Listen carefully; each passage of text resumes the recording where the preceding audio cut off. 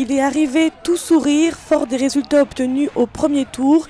Hier à Montreuil, l'heure était au rassemblement pour Benoît Hamon. Près de 3000 personnes étaient réunies, parmi elles, de nombreux jeunes. Il parle à la fois du concret, mais aussi en projetant un imaginaire, un idéal, et donc finalement une forme de rêve. Et ça fait longtemps qu'en politique, on attend de retrouver un peu d'espoir et un peu de vision à long terme des choses. Et si l'entre-deux tours a accentué les divergences entre les candidats, Benoît Hamon ne s'est pas privé d'adresser un petit tacle à son adversaire. Manuel Valls tenant de la ligne réaliste et Benoît Hamon tenant de la ligne utopiste. C'est ça, voilà.